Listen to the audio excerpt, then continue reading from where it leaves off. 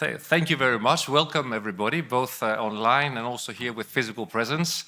I'm Nikos Papadopoulos. I'm a professor of allergy here at the University of Athens, and I'm the coordinator of the SynAir-G project.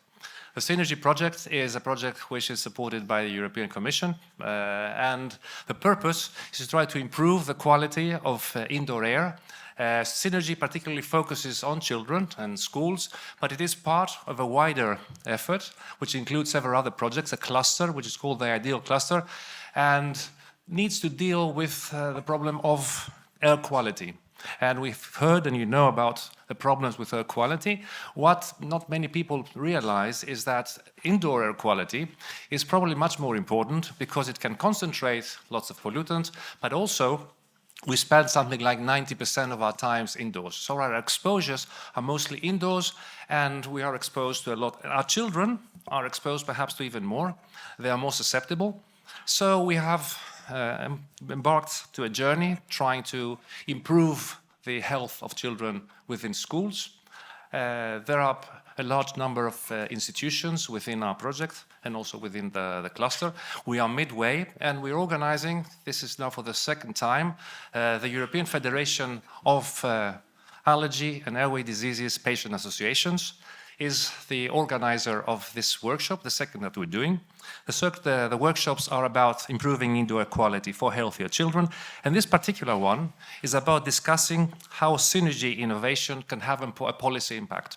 So we want to have this interaction between science, that we're doing a lot and quite a bit, and also with policy. So to start with, we had with us the Deputy Mayor of Education, Digital Governance and Lifelong Learning of the Municipality of Athens, who will have a welcome remark. Mr. Panagiotis Charlaftis, please.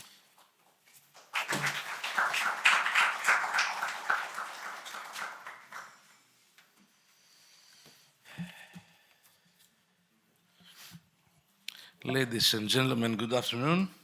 On behalf of the Mayor of Athens, Mr. Haris Doukas, I would like to welcome you in the city of Athens. My name is Paris Charlaftis, and as a Deputy Mayor, I'm responsible, among others, for the daily operation of approximately 400 schools in the municipality of Athens.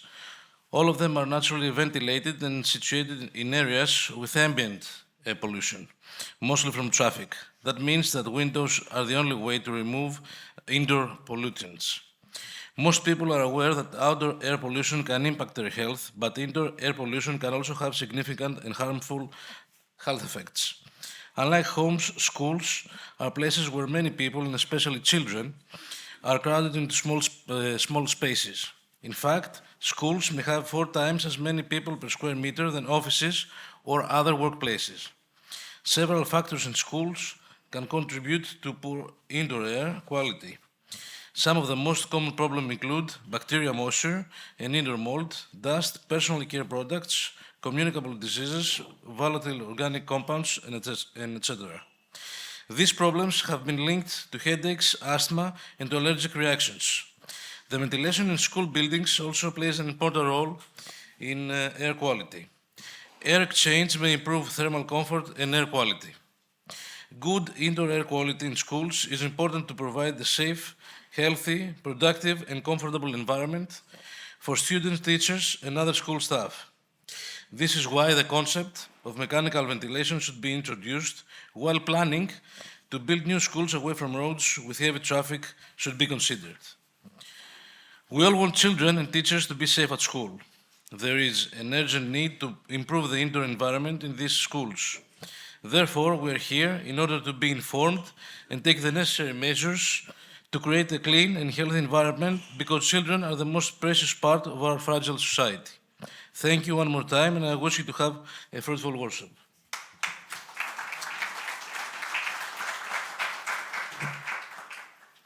Thank you very much, Mr. Charlaftis, and please rest assured that we're going to be producing a lot of new data. Actually, a lot of it was going to be specifically for Athens, so we're going to provide the municipality of Athens with information with which they can improve the quality of air in a school in Athens. So thank you very much. The second welcome remark is from Mr. Sakiotis. He's the head of press office and political reference of the representation of the European Commission in Athens. Mr. Sakiotis.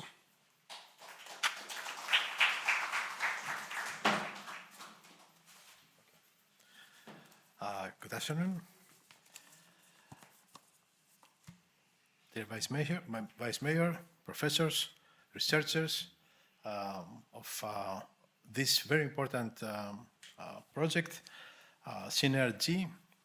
On behalf of the representation of the European Commission in Athens, I am here to address you a welcome note and express how important it is for the European Commission the work you are dealing with. The scientific discussion on indoor air quality and its profound impact on our children's health is, of course, of great importance.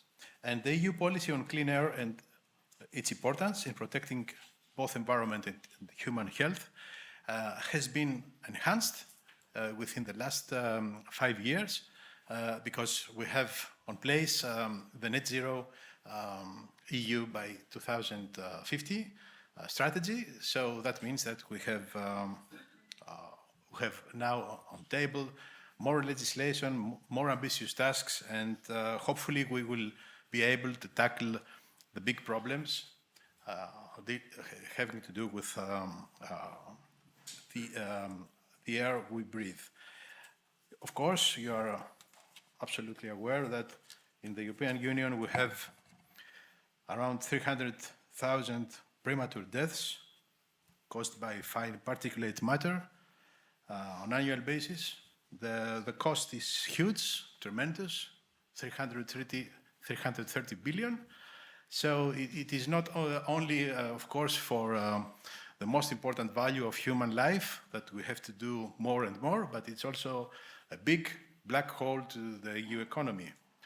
And this is why we have, as the Commission and the European institutions, we have put a very ambitious task to reduce at least by 55% the premature death till 2030. Of course, I'm not the expert to discuss in detail or to take questions about what will be the next steps, but at this moment, because now we are about to have the new commission, the new college undertaking within the next couple of months, and we have a new set of political guidelines presented by our president, Ursula von der Leyen. And what is very important is that such important areas and tasks are still there. And what the president has said in the European Parliament during her hearing is that in the previous period we had the let's say the initiation of European Green Deal with all these important tasks we have put on the table, and now it is going to be this. The next period is going to be the implementation. So we are looking forward to see more and more initiatives, more and more pragmatical and real actions, better funding, better targeting of the needs of the scientific community, because you are the most important pillar, in my view, of course, but this is the view of the Commission, the most important pillar in our societies, because due to your excellence, we are able to advance and deliver and have the constant amelioration of the quality of life in this continent. This is something that does not automatically happen to every continent, so for us it's a heritage, and it's also a mandate, I would say, a mandate for the future. Gentlemen, ladies and gentlemen, clean air is a fundamental right. Its significance is magnified when we consider, of course, its impact on children. The European Union, through its dedicated efforts of the European Commission, is deeply committed to reducing air pollution, both outdoors and indoors. Of course, despite the progress made so far, much remains to be done, and the European Commission will continue to prioritize the vital issue to ensure healthier environments for current and future generations. I wish you a successful workshop. Many thanks.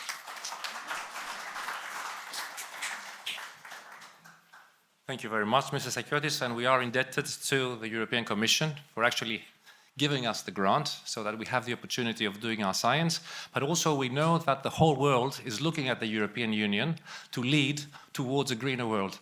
I think this is really important, so thank you very much for being with us.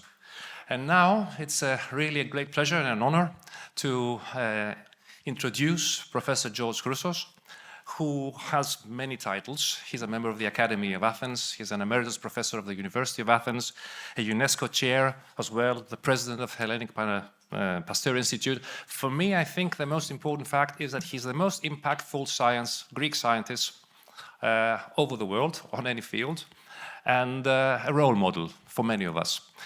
So, Professor Chrousos, actually it is a great honor that you're going to be presenting a keynote speech.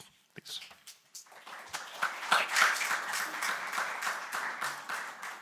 Thank you very much. Ladies and gentlemen, it's a great pleasure to be here. And in the next 10 minutes, I'm going to say a few words about air pollution. The title is Clean Air for the Health of Children, Ensuring a Healthy Future. Every child deserves to breathe clean air. So that's it. Right.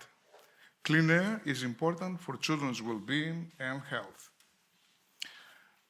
Why are children vulnerable? Because of several physiologic factors. They have developing lungs and immune systems. They have higher respiratory rates, and they're closer to the ground. So whenever you have precipitation of pollutants, they will breathe more than the adults. Second, environmental exposure.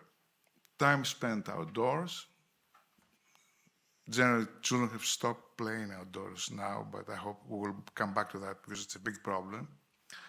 And there are differences between urban and rural air quality.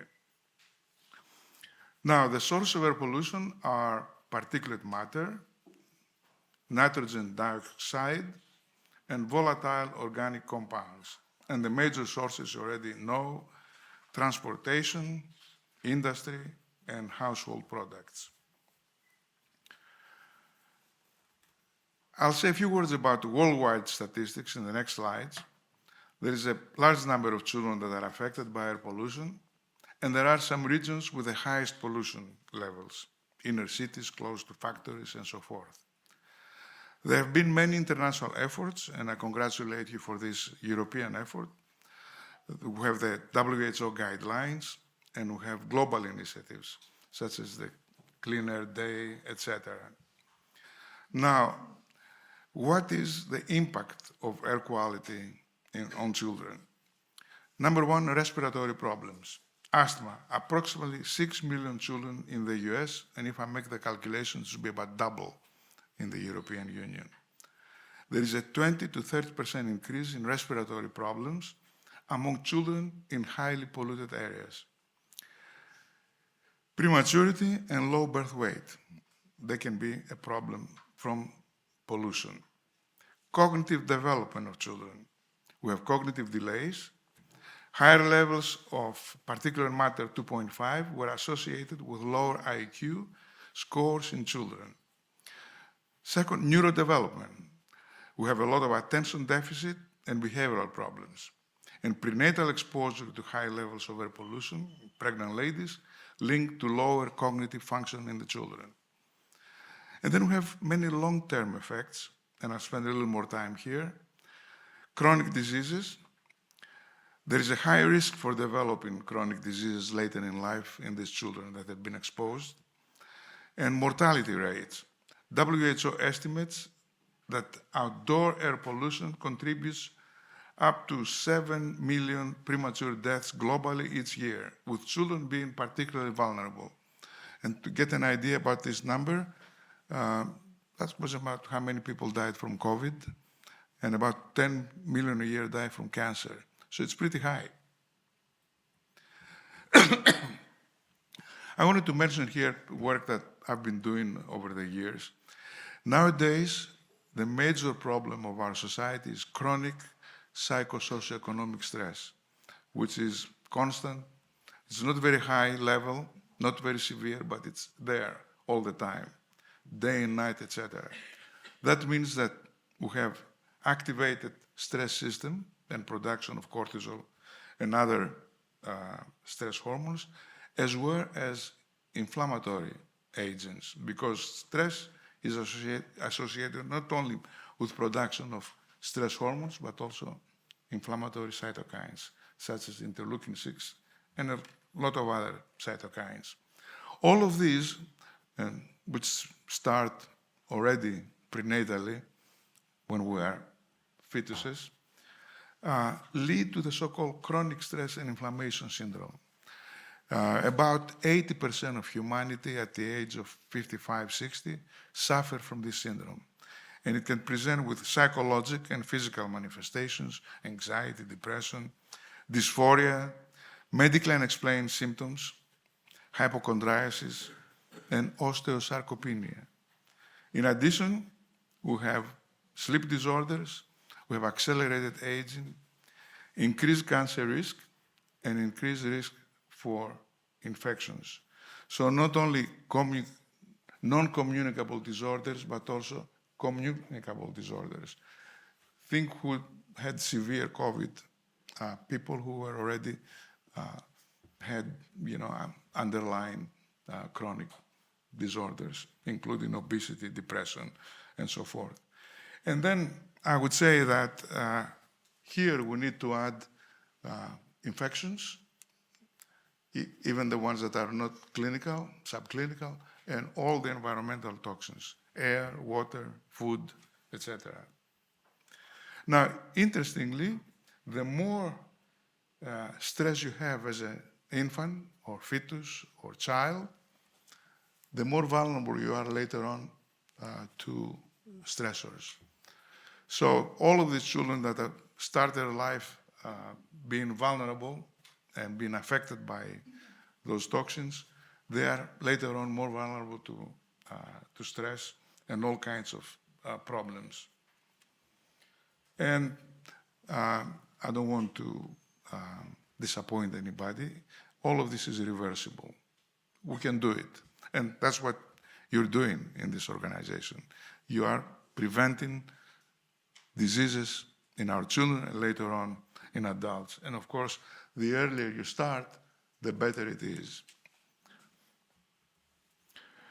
Now, there are environmental disparities, such as geographic disparities. Children in urban areas often face higher levels of pollution.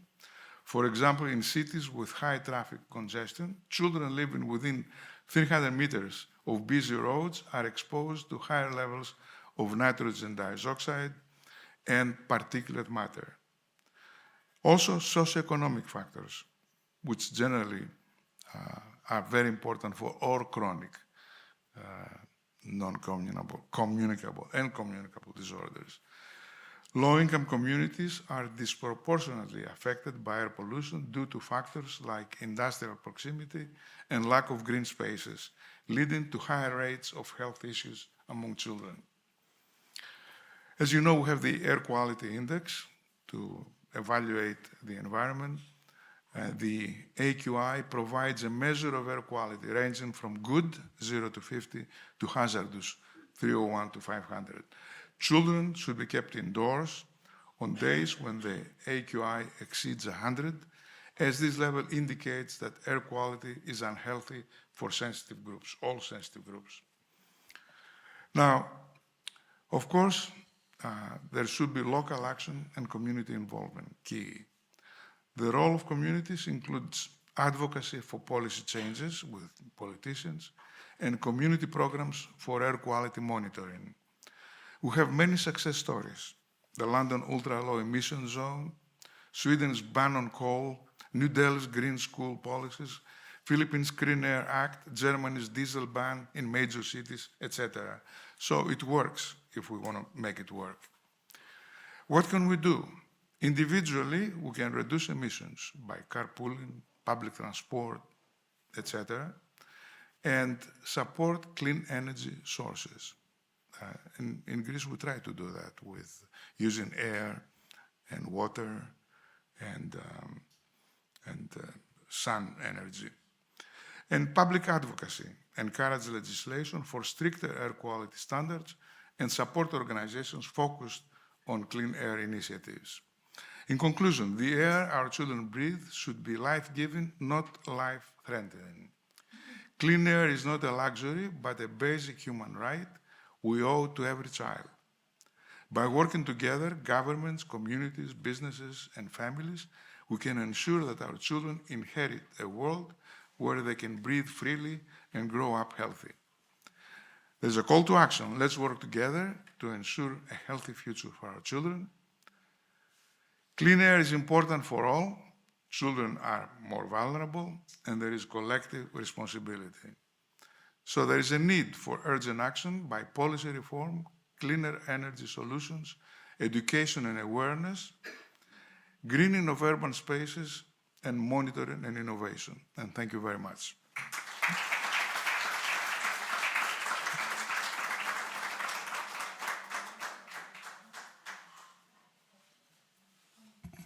Thank you very much, Professor Chrousos, for continuing inspiring us. And now we'll go ahead with our first panel. So I would ask Panagiotis Charlaftis from IFA, NIFA Senior Policy Advisor, who's going to be coordinating it.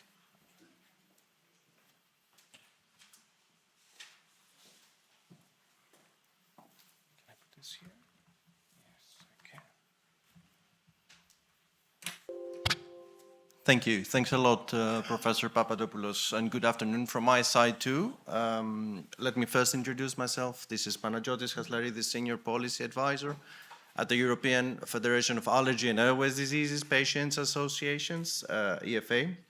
EFA co-leads along with colleagues from the K-Health in Air project, the working group 1, as Mr. Papadopoulos mentioned earlier, of the ideal cluster focusing on translation from science into policy.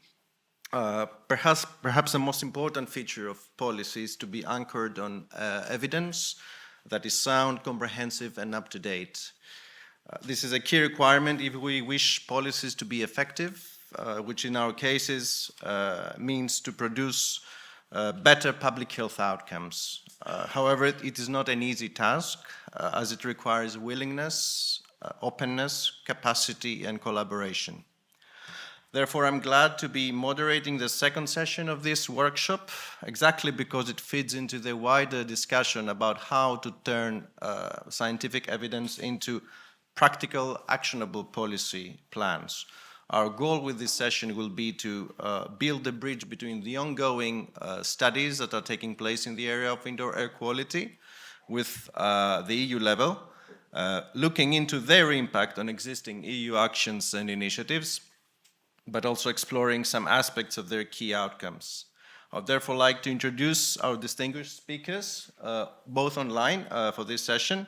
So welcome to Manfred Fuchs, who works for the construction unit of the Director General for Internal Market, Industry, Entrepreneurship and SMEs of the European Commission, aka DG GROW. Mr. Fuchs has a professional background in civil engineering and urban sociology, and in his current position, he's working on health and sustainability topics in construction. Welcome, Mr. Fuchs. Good afternoon. On the other hand, we welcome John Sweeters, who is the coordinator of the EDIACI project and a senior research associate at the Lisbon Council, with over 17 years of experience in European research and innovation. Welcome to you as well, Mr. Sweeters. Good afternoon. Thanks a lot for being with us, both of you. But before I give you the floor, I would like to take a moment to refer to a key milestone coming up that Mr. Papadopoulos referred to earlier. We're just a few weeks away from the launch of the first policy briefing of the cluster.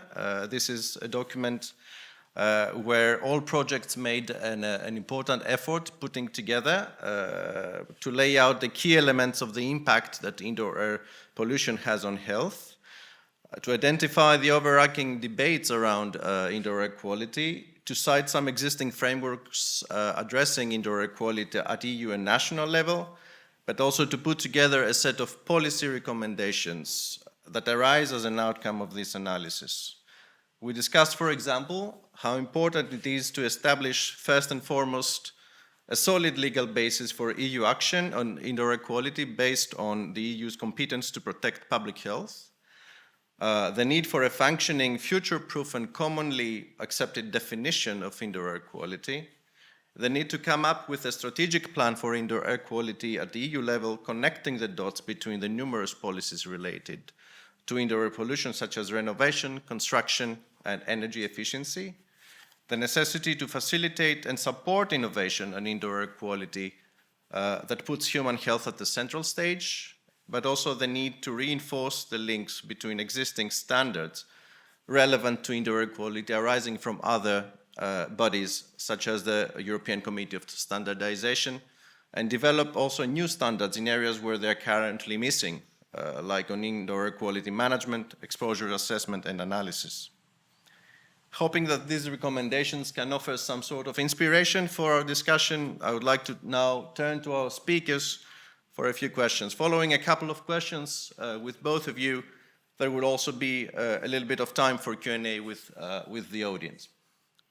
Starting with Mr. Fuchs.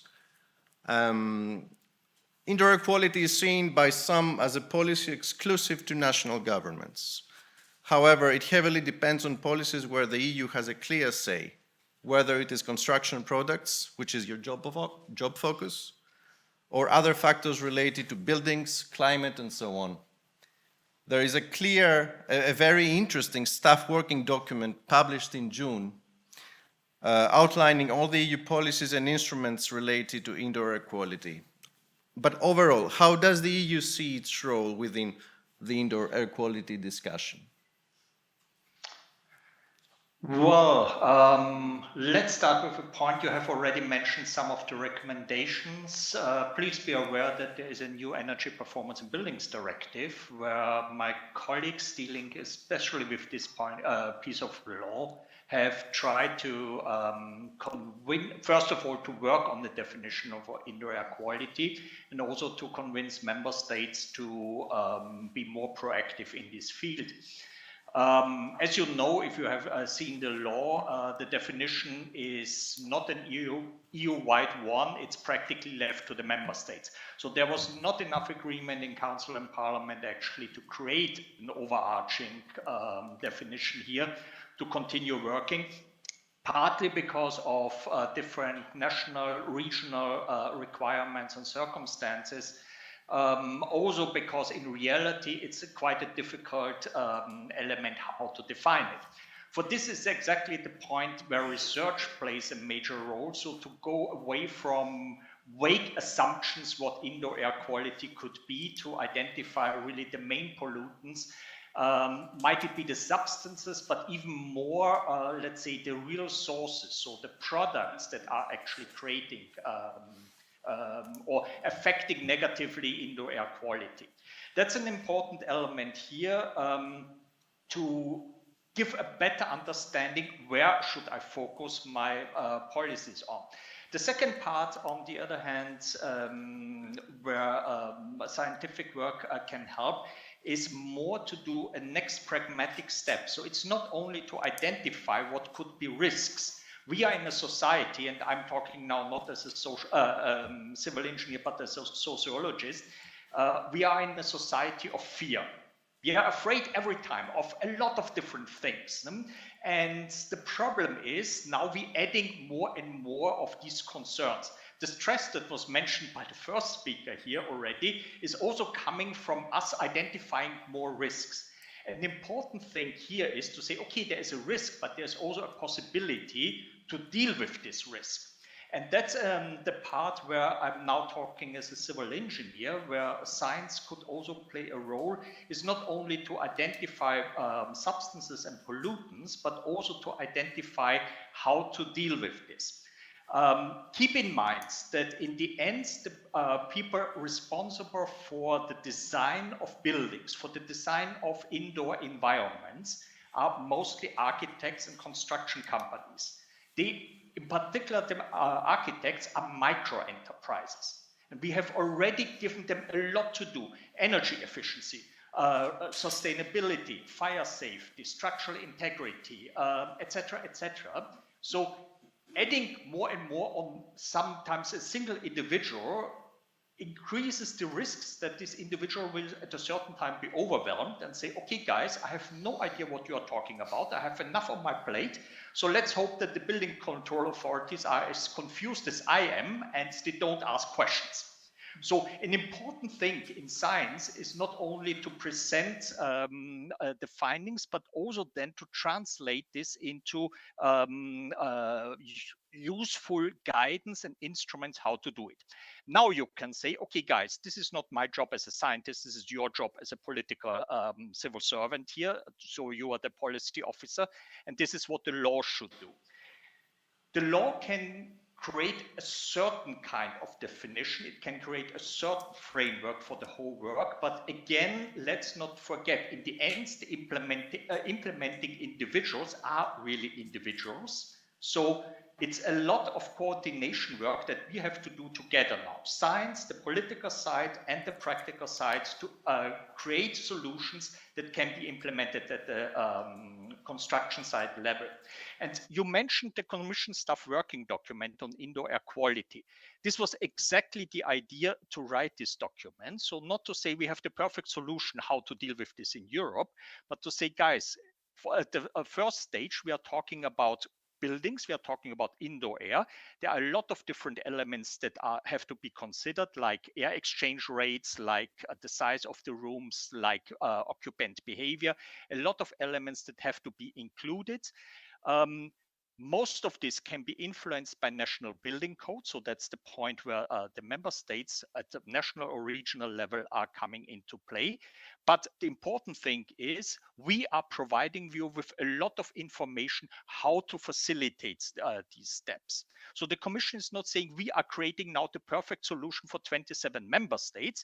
We are providing you with a toolbox of different elements where you can pick out the things that you consider as the most successful ones or most likely to be successful ones in your own environment. Therefore, this Commission staff working document includes policies, it includes laws, so where you can put a little bit more pressure in saying there is already a requirement.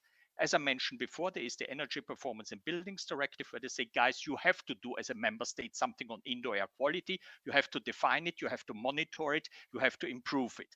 There is already an instrument. And in the whole list of tools that the Commission is providing at the EU level, science is a very important one. So this is exactly the point where we said, okay, this is where you can focus. You don't have to cover everything at once and every VOC that is floating around. Focus on certain parts. There are certain substances that are in particular relevant in construction products, in indoor air quality. These are the parts where you can actually contribute.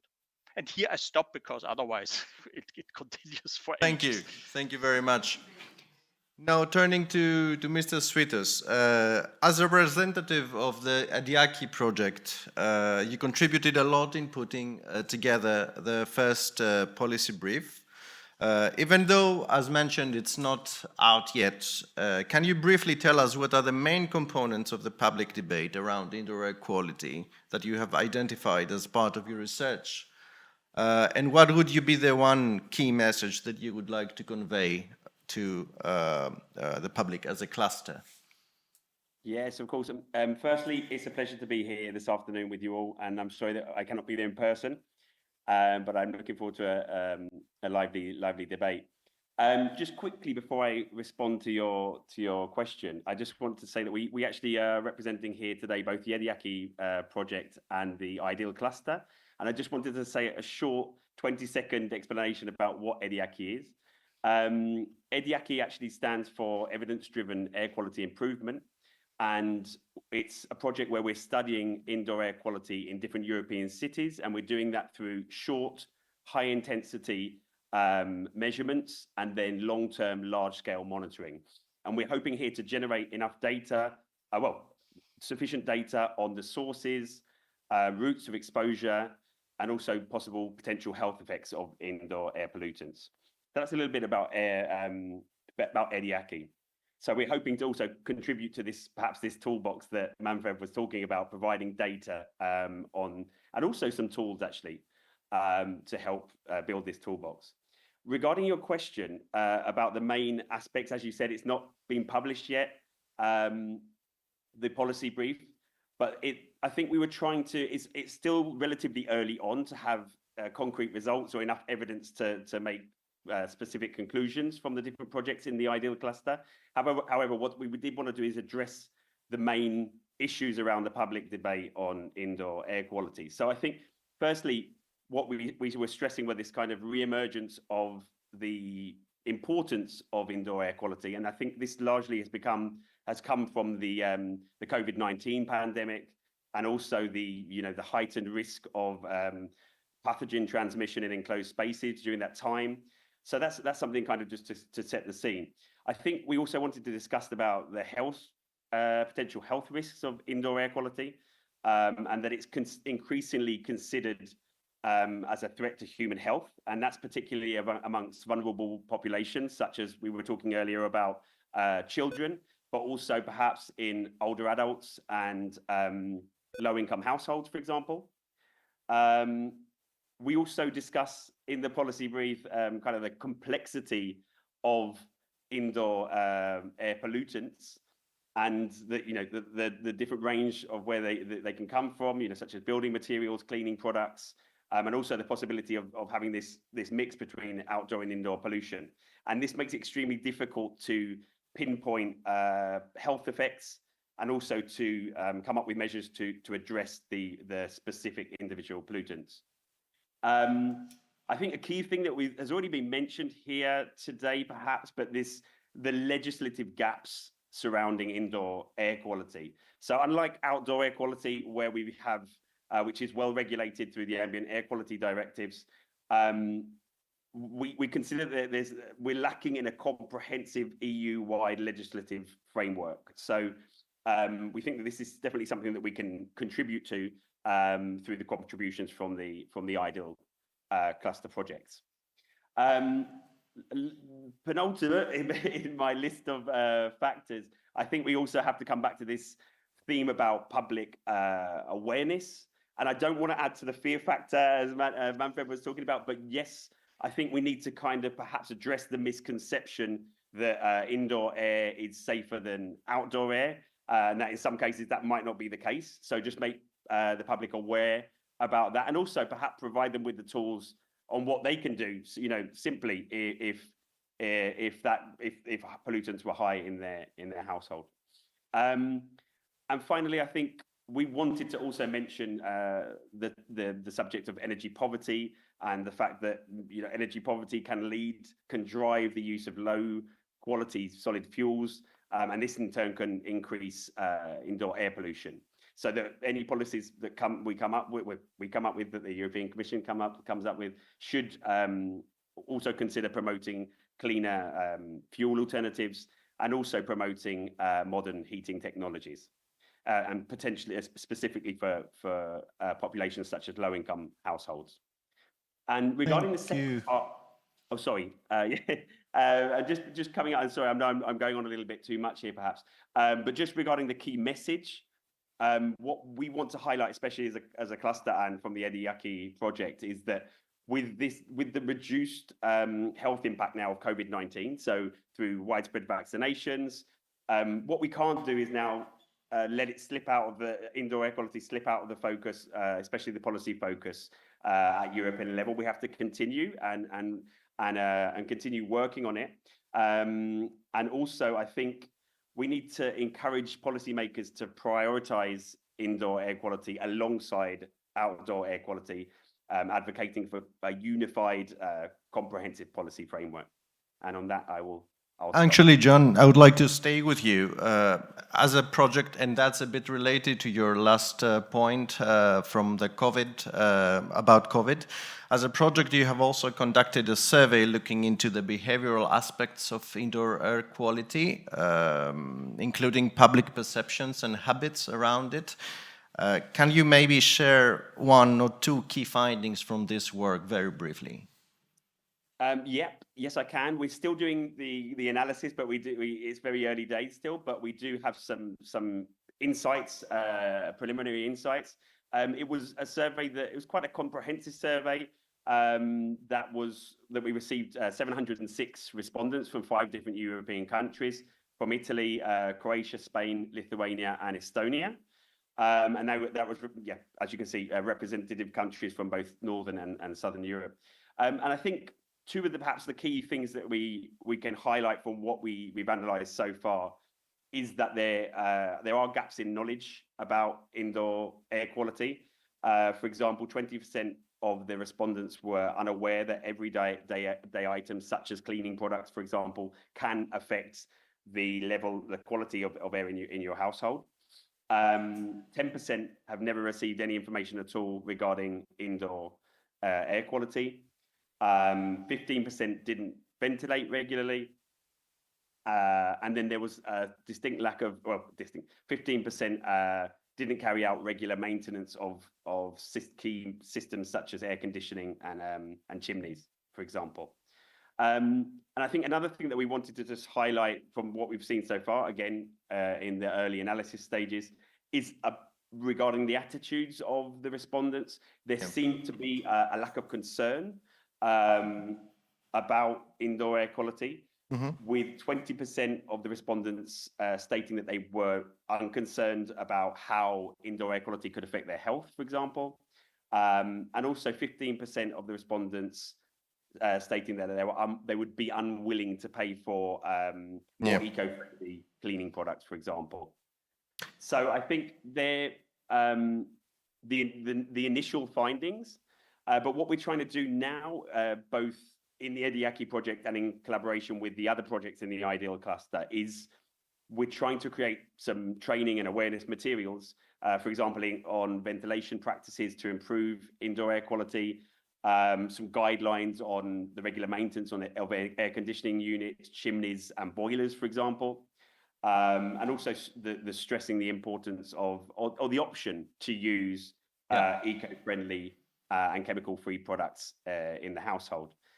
But we do think that from the EDIACI project, and I think it's shared by our fellow project in the IDEAL cluster, that improving awareness is key. And again, it's maybe not through fear, but providing citizens with tools and information. And we think it's an essential part of any policy that comes into play regarding indoor air quality in Europe. And that's kind of thank you very much. We are right now. We will have more information as the project evolves. Thank you. Back to Mr. Fuchs. My question is, what are the key barriers of taking a more cohesive EU action on indoor air quality at the EU level? And if you can elaborate a little bit on how can research contribute to filling the existing gaps?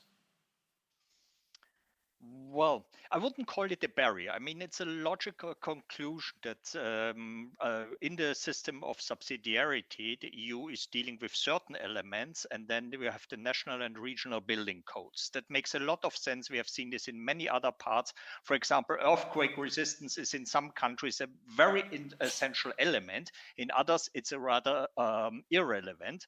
The same goes for energy efficiency. There are different perceptions and there are different ways of dealing with it. The same goes for fire safety, escape routes, fire safety in materials. There are different ways to solve the same problem. So for example, when we come to fire safety, to get people safely out of the building when something is burning. So a lot of these elements are at national and regional level. That's, as I said, not necessarily a barrier, but it makes the whole thing difficult.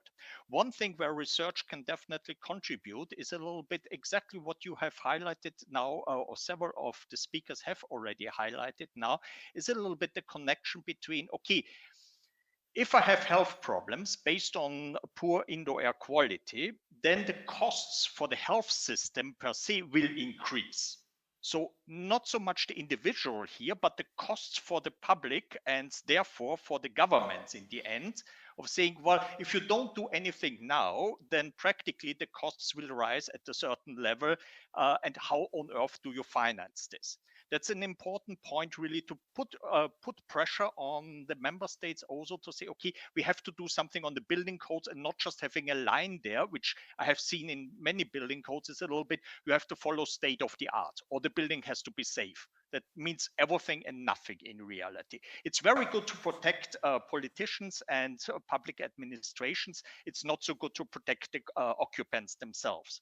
So that's step number one. There should be more incentive, and the Energy Performance in Buildings Directive is putting more pressure here to make clear what do I consider here as indoor air quality. I would say learning from these experiences then helps to move at the EU level. The second barrier that I see is that normally indoor air quality is addressed by public authorities by source control, and the source control is only the construction products. So you have a lot of certificates for emissions of VOCs into indoor air. You have some countries who have already a certification and labeling system in their countries, but it's only for this.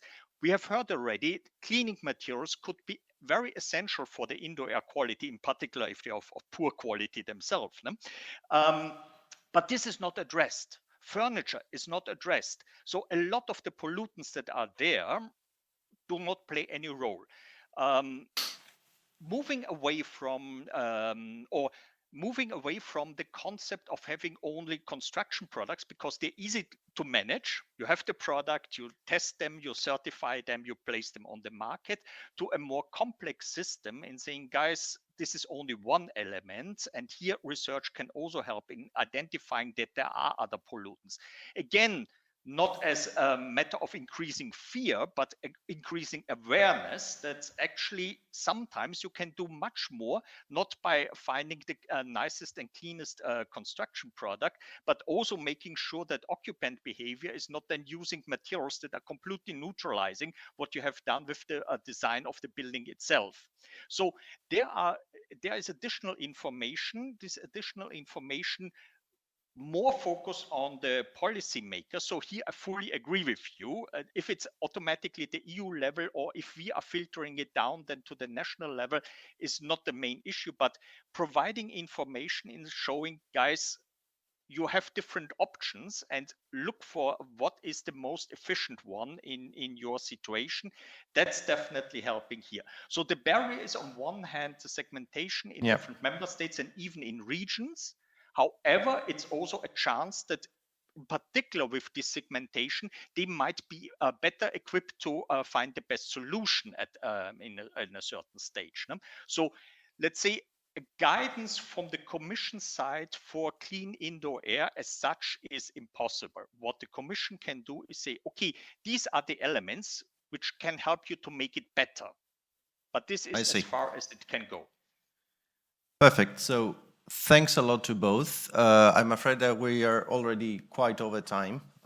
So I'm tempted to say that if there is any question, please write them to us, and we will follow up online with you if there is any question to the speakers, I mean.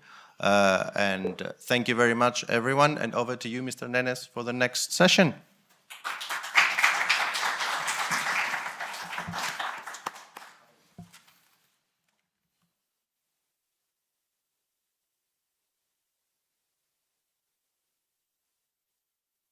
Hey, thank you, everybody. My name is Athanasios Nenes, and I'm going to moderate this session, the last one, which is now going from the European level to the national level. It's basically trying to focus on what is being done, what could be done in terms of enhancing indoor air quality in Greek schools, focusing on national strategies and implementation. A few words about myself. I'm a professor of atmospheric processes and their impacts at the École Polytechnique Fédérale de Lausanne, the Swiss Federal Institute of Technology. And I'm also an affiliated researcher at the Foundation for Research and Technology, Fourth in Patras, Greece. And so I focus a lot on the impacts of particles and their impacts on health, and this is definitely what we're doing within the context of SynAir-G.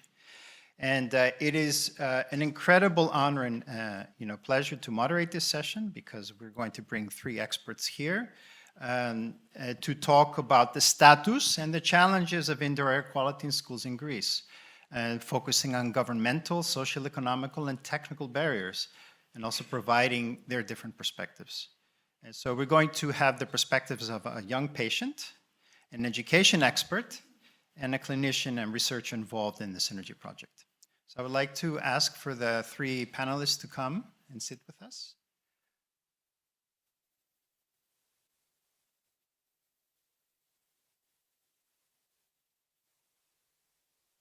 And as they're being situated, I would like to introduce them, our distinguished panelists. First of all, I would like to introduce Mrs. Chrysanthi Iku.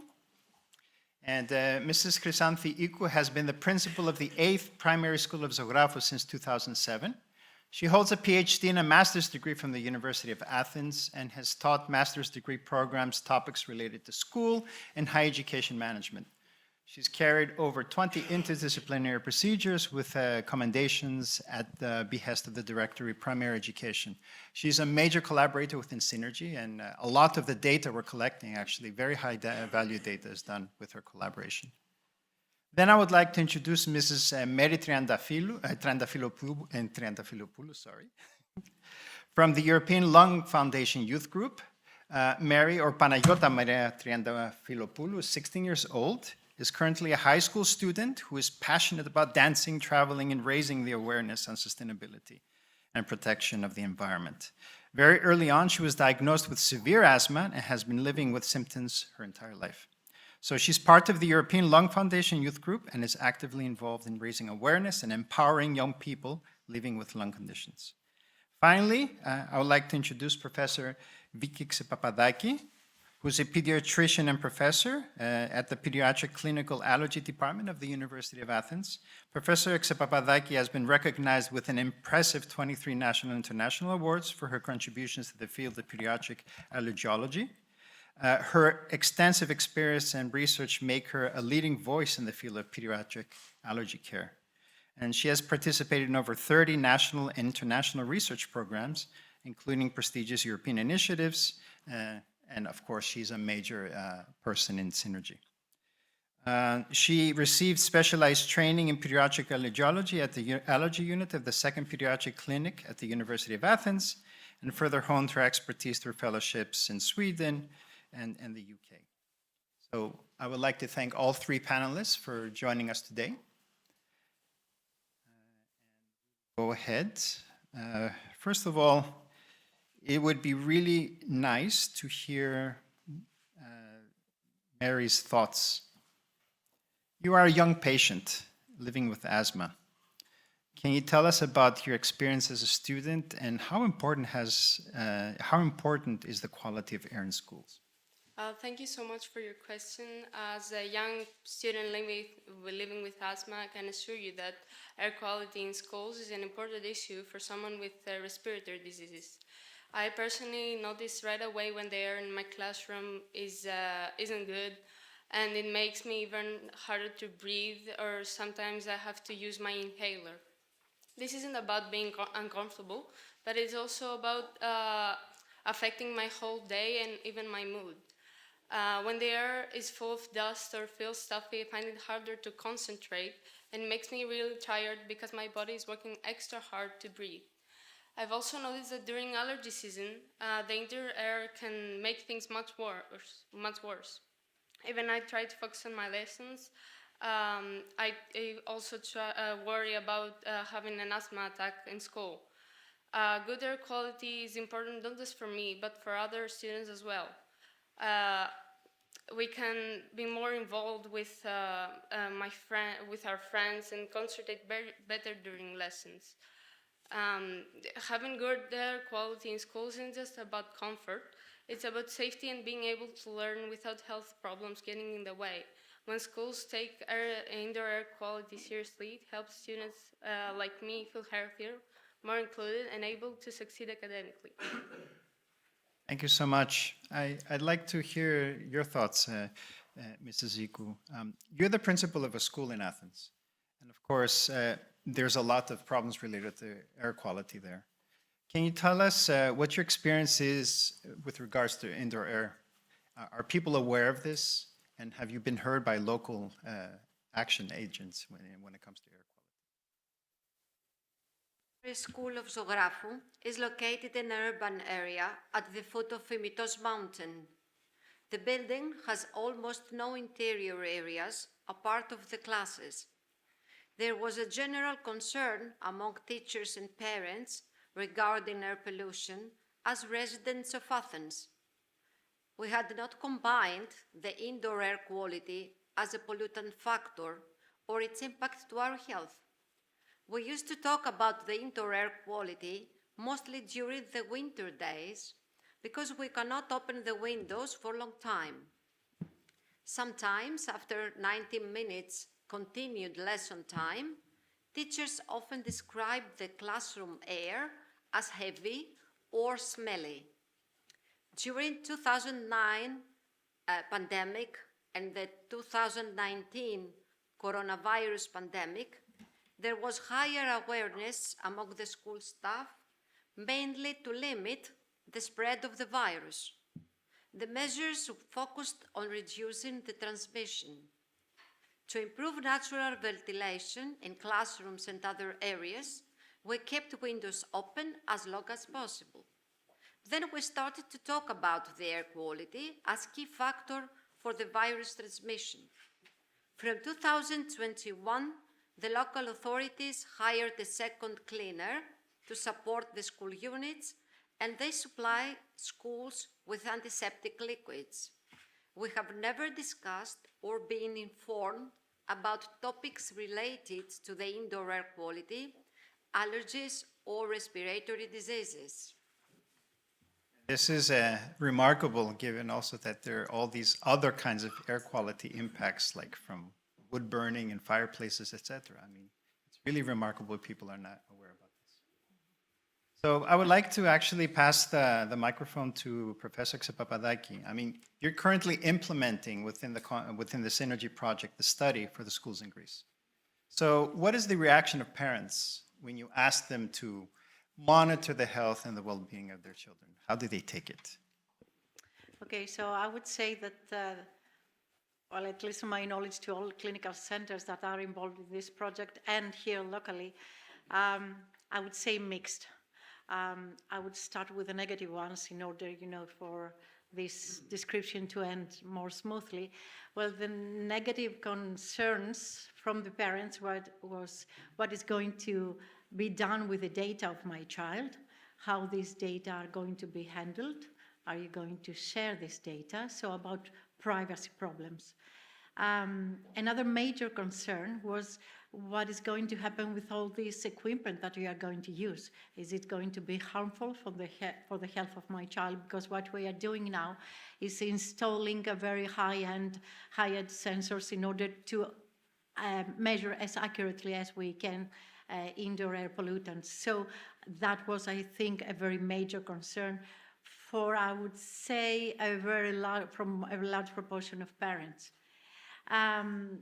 There were parents, although, that their child had respiratory health problems or any other problems, who were very keen on knowing and being involved in this procedure and try to be a part of an effort that would make their child's environment more healthy and to act in a proactive way.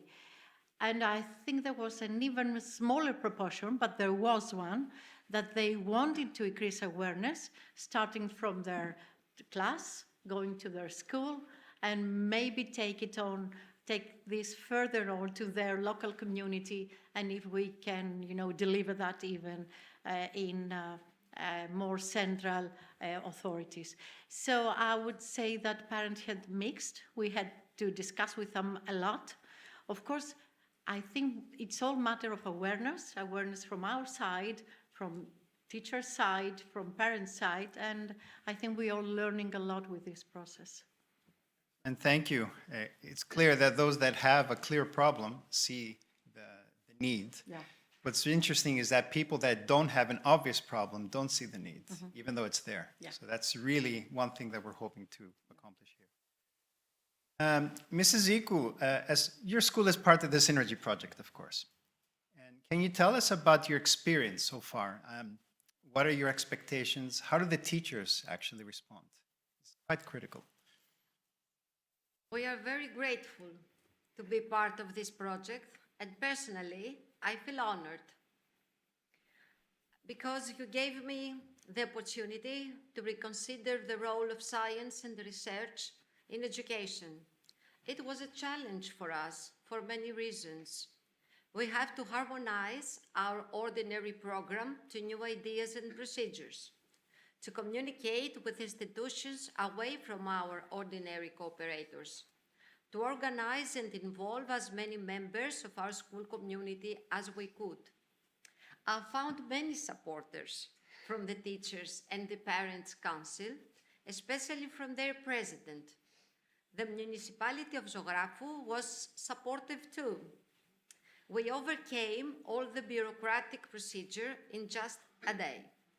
And they gave me the permission of a parking area for the mobile laboratory of Professor Pandis. The teachers, especially these whose classes were taking part to the project, were talking about the progress and asking questions to the researchers.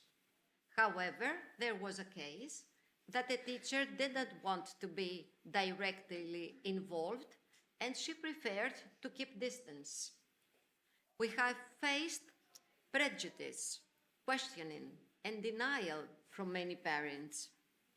We tried hard to explain and persuade them about the benefits of their participation. We are not being prepared for such a cautious attitude. This year, we will expand our persuasive abilities to reach a greater goal. We are very curious about the results of this research, and we would like to have a full review of them. Moreover, we would like to provide us with as many devices as you can to improve indoor air quality in our classes. I would like to thank Mrs. Maria Eleni Papatesta, who became our doctor, who worked very hard and spent a lot of her time to our school, Mrs. Maria Kritikou, who was the first ambassador of the project. We consider both of you as members of our school. I would like to express my gratitude to Professor Spiros Pandis because he reminds me again the passion for science. Our world, our health, and our wealth are the result of scientists, researchers, and pioneers. All of you. Thank you.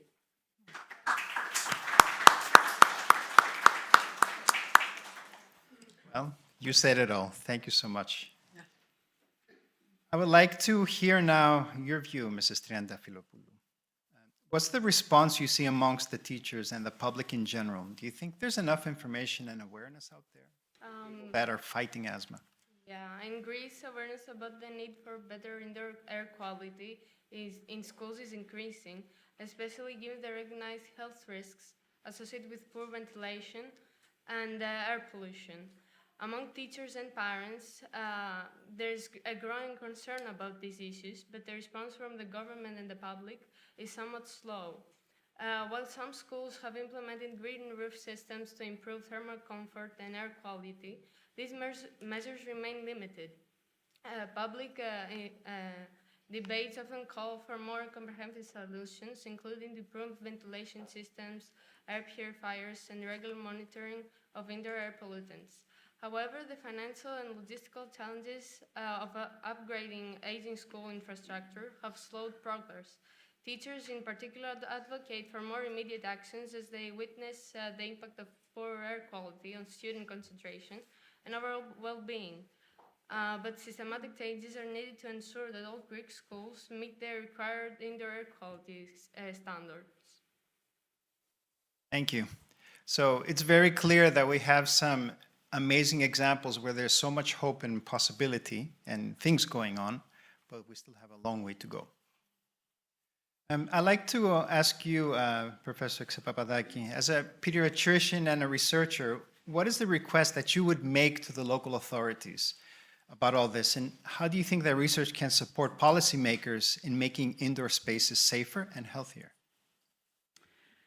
Okay, so I think it's, it's a stepwise process. So first of all, I think we will have the data to show exactly the status of air quality, at least in the selected schools, and at least in Athens. Hopefully we can, at a later point, expand this data to other cities and other areas. So first of all, we have to point out the problem. If we point out the problem, I think the next step is to suggest, to ask, to work with the policies in order to have threshold levels. Currently, there are no threshold levels on a local, in Greece, I mean in a local society. So what we are doing is that we adopt the threshold levels that are designed for the European Union, which I don't really think it's what should be done. Next thing is I'm hoping that we can show that there is an impact on respiratory health, on the general well-being of the children, of their mental health, of their presenteeism, absenteeism, when things are going wrong, when the air is too air polluted in the classroom.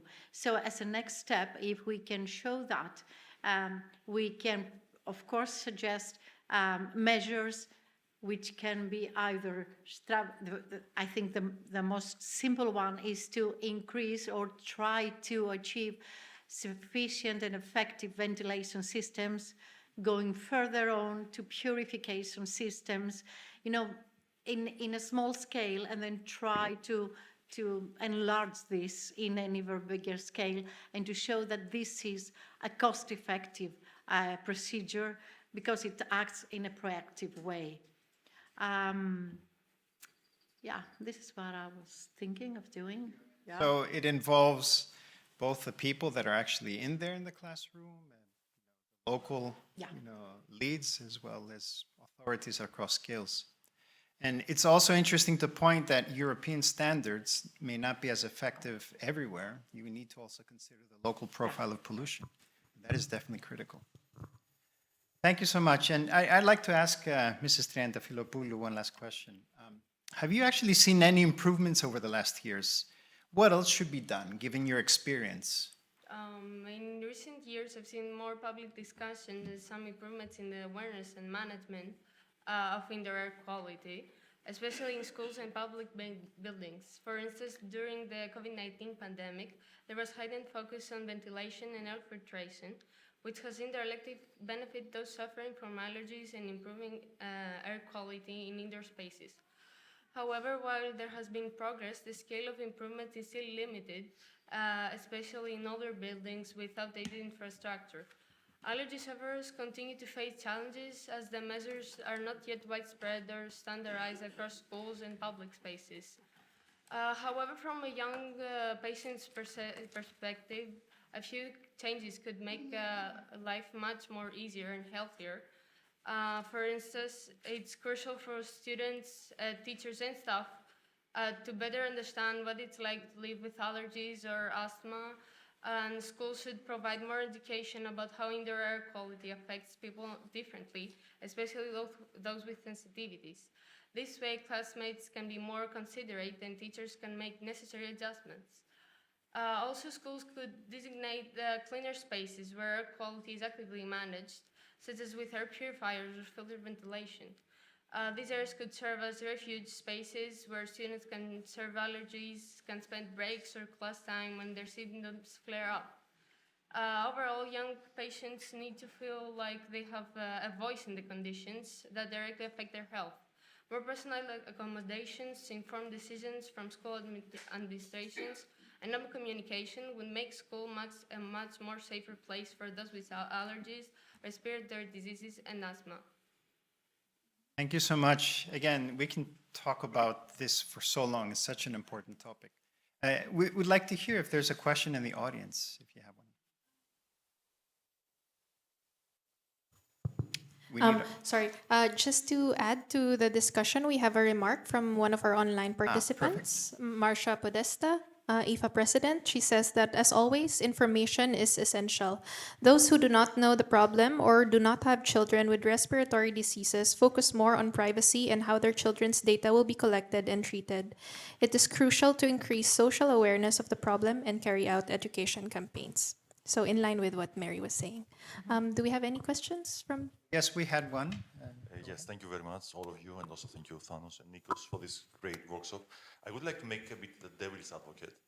So when we wanted to do a similar, smaller research, of course, in Germany, we asked in public transportation means, we asked the municipality to give us permission to count if the buses and trains and so on are safe. And they said, we cannot. What if you find that it's not safe? So I would like to ask Ms. Papadopoulos or anybody else, do we really believe that they would care to find out the problem? Because it is about perception and awareness. Is it realistic to think that, something could change from the authorities? And especially if I consider that for countries like Greece or similar that are kind of in financial struggling, let's say, how optimistic can we be? To tell you the truth, I'm quite optimistic. This was one of the major concerns from, not from Mrs. Siko, but from other principals in the schools. So if you find something in my school, will you make it public? So, because this is a major issue, would you make it public for the parents? Because we have also private schools, and that was an even more severe concern for the private schools. So what we are doing here is we don't really want to point out each school individually. We just want, and we assured them that the data will be combined and compiled. So we want to, I think, point out the problem as a whole and not try to point out this is a good school and this is a bad school. Well, to my knowledge, to tell you the truth, the majority of the schools in Greece, which account for more than something like, I don't really recall the number, is more than 20 to 30 years old. So I'm sure there are structural defects, but the thing is to point out the problem. And if we just start from a smaller area, then I think we can expand this, and we have to show something. So I'm really optimistic that this might not be the end of the road, but this can be the start of the road, at least here in Greece and probably all over Europe. Okay. A very, very quick question, just for the sake of time. I would like to emphasize also the involvement of other specialties, because it's not only respiratory. Indoor air has a lot of impact on other diseases, also the diabetic child, multiple sclerosis, and many other diseases, and cognitive development of the children, as you said. So it's very important to join forces with other specialties in this respect. Today we published a great paper which is showing 68 diseases related to epithelial barriers and microbiome, so which is also a very good area to join the forces. Thank you so much. And for the sake of time, I think we should wrap up the discussion here. If you have any questions, of course, please forward them to us. I'm sure our panelists will be more than eager to answer them. And I would like to thank them for the very interesting points, amazing discussion, really, and for all of you to be present.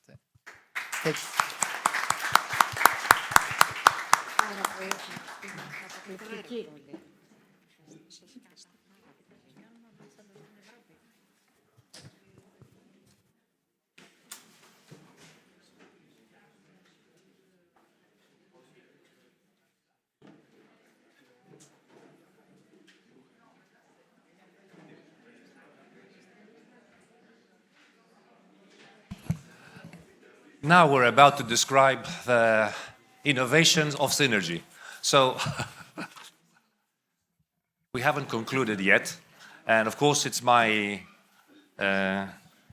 responsibility to present the innovations of SynAir-G, but at the same time, I'm also the timekeeper. So I'm not going to keep you here for more than 5 minutes. So let's start with the presentation, please.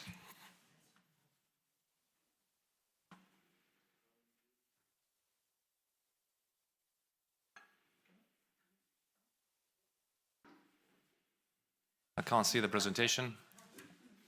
You don't have a presentation. Oh, you have the presentation. It's okay, I'm going to start already, and I'm going to show you the pictures later on. So what SynAir-G is based on is on the idea that there are synergistic effects between biological and chemical pollutants. And with biological pollutants, we include allergens, which are pollutants for the allergic people, and also we include viruses, which can be pollutants for everybody, depending on the quantity. So this is not mine, This is not the procedure, it doesn't matter. So what we have done and what we are doing, first of all, we're developing some monitors. And I think this is very important also in the context of the discussion that we just had. People talked about awareness, they talked about information. You cannot have awareness and you don't have any information unless you monitor. So a proposal, and I think we need to write that down, a proposal to the politicians is actually support the monitoring of air quality in public places. And this is a political proposal from a scientist. So we have developed a new device, which is quite accurate. It's called Essentia from Professor Pandis to monitor chemical pollutants. We're improving an optical device that measures allergens, and we're also developing a very new device that's able to censor different viruses in the air. Then, well, it would have been nice if you had some pictures, but then we took all these three sensors, actually the two of them, because the virus is actually at the very beginning, and we put the sensors in a box, and we call this the SynAir-G box. So this is a device that can monitor different types of pollutants. And we place these devices in schools, actually in 25 schools across Europe, in 5 countries, where these devices are going to be monitoring the quality of the air in terms of chemical pollutants and allergens of these children. And, of course, we're going to be developing now a new system for purifying air, and this is something that I think lots of the schools are looking forward to, where when we find that there is high level of pollution, we will activate a system where we're going to be cleaning the air. But of course, we need to prove that when there's high level of pollutants or different level of pollutants, we actually have an impact on health. And how do we do that? And that's also quite interesting. We have developed a game, an app. So children actually go through play and they're declaring how they are, their health, through this gamified approach. So we ask children how they are, and they tell us they're better or worse. And we correlate that with the levels of the pollutants. And we're also going to be giving them one of these trackers. So we're going to be tracking their movement to see whether this is associated. And I actually wanted just one picture. Perhaps it's there because Pantelis actually showed it before. I don't know if we can have Pantelis' presentation. We have some very, very, very preliminary data. Out of the thousands of children that we expect to monitor, we have data from about 5 or 6 children, a very small number, from the school of Zographou, because this is where we had monitoring both outside and inside. And we have their own answers in correlation to how they felt. So if I want to show you this picture because there is something which is apparent. There is a correlation between what children feel, whether they feel well or not, and indoor air pollution. Not outdoor air pollution. Let me see. Yes, here you are. Okay, just before. Here you are. So you see this graph, which is a very important graph. Please, I see it.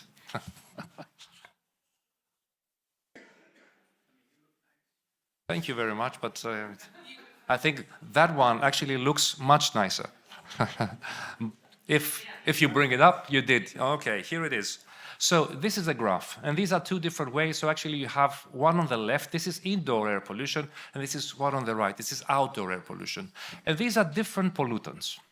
So the more red you see, the more there is a positive association between what people feel, what children feel, and the pollution. So the more pollution there is, the more VOCs here expected. Children, these 5, 6 children, a very small number, they feel worse. It's actually, we hope that this is going to be reproduced because, as I say, it's small. We also have this very strong AI engine in order to analyze huge data. But already, for very small piece of data, you actually see something which is obvious to the eye. that the pollution inside, particularly the VOCs, which are produced inside, and I think also CO2 somewhere over here, they are much stronger associated with high PFOA field.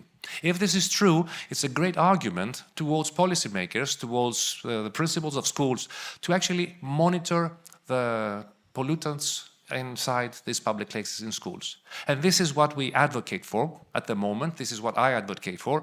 If Mrs. Iku knew that at this stage you had quite a lot of CO2, then automatically they would open the windows, even if it was a little bit cold. I think this is something which is just ahead of us, and hopefully we will turn it into real scientific data and a real breakthrough in our science. We also do other things like communication, and we're doing this workshop, dissemination, we do standardization. Without my slides, I think I've spoken quite enough. So, thank you very much. I think I will invite Panagiotis to actually do the closing. Thank you very much for being with us until this time.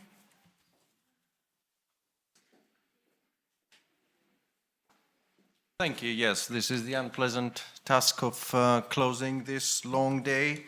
Well, a huge richness of perspectives that were heard today with many different notes that I have kept. We heard about the indoor air quality, the indoor pollution, and how much more dangerous it is than we thought.